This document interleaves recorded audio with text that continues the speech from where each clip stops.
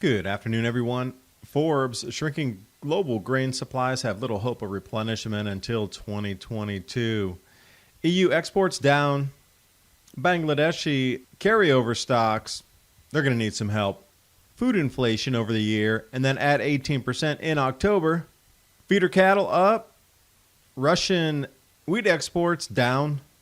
Deceiving headline here about global food prices falling. Core inflation rising. And take a moment of zen from the doom roll.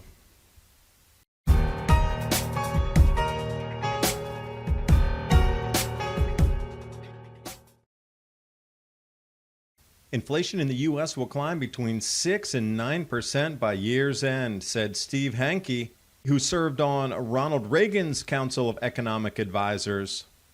Said the rapid growth in money supply work fueling asset prices. But the negative side to this, the rise in inflation in 2021 has been caused 100% by growth of the money supply. When inflation spikes, commodities like gold, silver, lumber, real estate have historically surged. Learn how simple it is to add physical gold and silver to your portfolio ahead of the rise in inflation and predicted price rises. Patriot Gold Group has a no-fee-for-life IRA where your IRA or 401k can be in physical gold and silver, and you may be eligible for the no-fee-for-life IRA. Call 1-800-356-4470 and get a free investor guide today. And the knowledge that Patriot Gold Group is Consumer Affairs' top-rated gold IRA dealer 5 years in a row from 2016 until present. Click the link in the description box below for more information. And now on with the video. Jumping over here into the Forbes article that Christian over at Ice Age Farmer had done a video on. Christian, I grabbed the slide.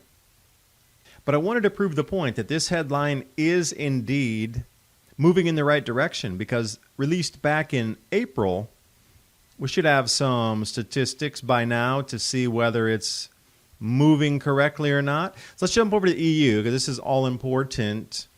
The once in 500 year floods are definitely going to affect the total numbers for this year of EU grain exports.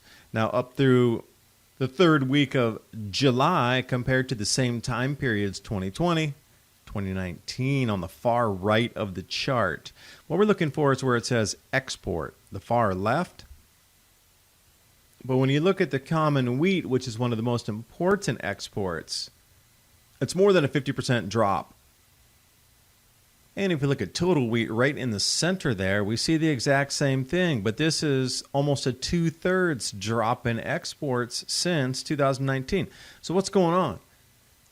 If the EU is claiming that they have 6-7% more than last year, then why are the exports shrinking? So other nations that have lost crops relying on EU imports, they may have some difficulty acquiring that. Speaking of Europe, coming up August 1st, speaking of Europe, inbound, Arctic front already in August, nice, dropping to 16 degrees Celsius to around 12 degrees Celsius below normal. We've seen this across all continents at the moment, below normal. Also looking at the 2021-22 wheat exports forecast for Russia, we're going to be slashing that as well. At least 1.3 million tons. That was on the newest revision, but you know, as has been, the last 5 years, that continues downward. I would predict somewhere about 3.7 million tons decline at the end of it, because that's what they've done. Each revision seems to be something very similar, like 1.3, 1.3, 1.3, which would be 3.9 million. So they did that the last, I'm going to say, solid 4 years in a row. They'll start with a little figure, and then they'll just double it again and double it again. And then you get the final total. So ask yourself, how many nations rely on Russian imports? Jumping over to Bangladesh, again, staying with the wheat. This is all-important commodity. This time the chart's the opposite. The far left is 2019. The far right is 2021. So what I'm looking at is the beginning stocks, meaning how much is in the silos for either export, sale, local sale, domestic, would it be?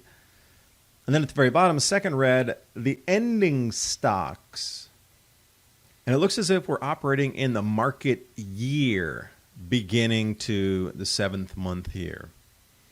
But when I'm looking into beginning stock year over year collapsing as such, even from 2020 to 2021, it goes from what?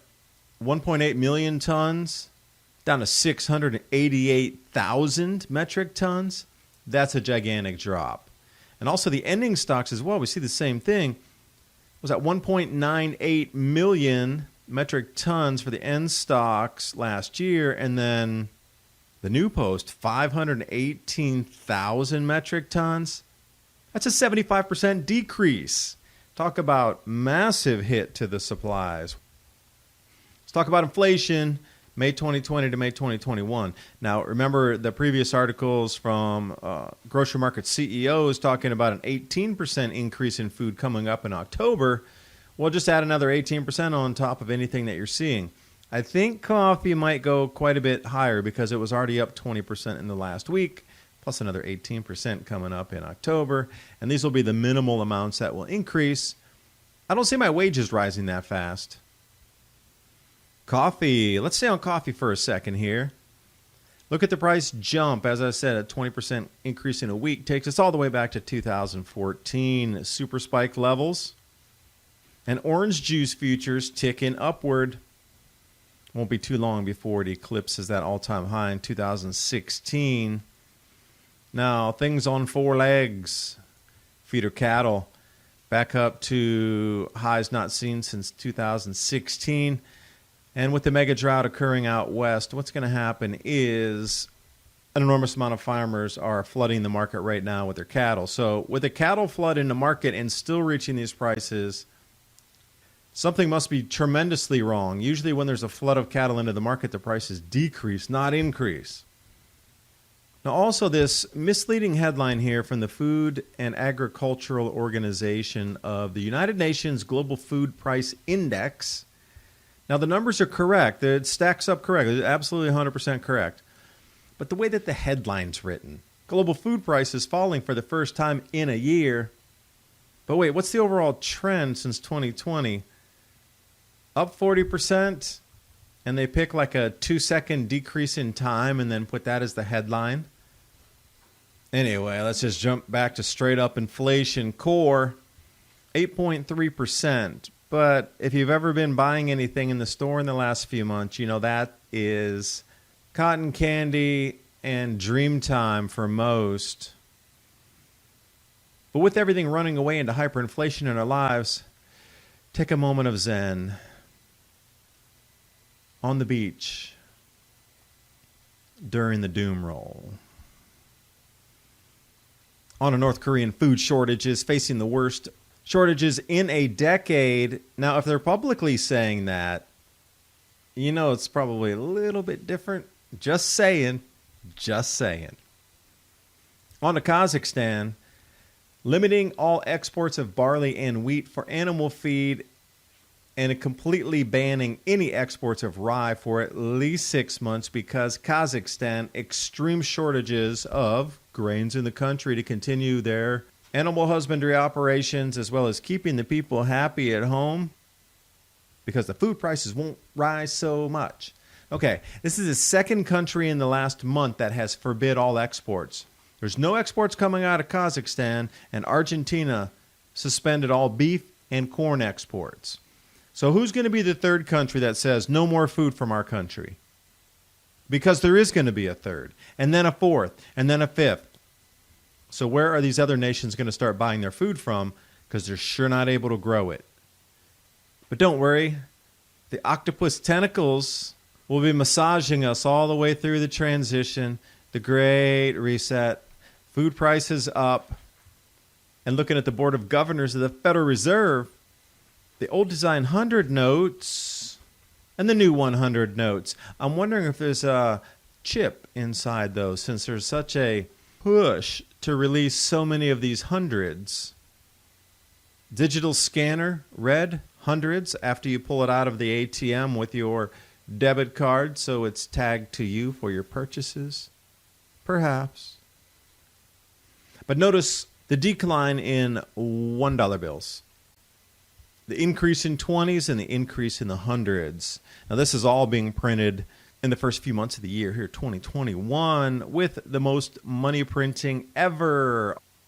Half the money ever printed in existence was printed in the last 12 months. And that's digital screen, trillions, capital T.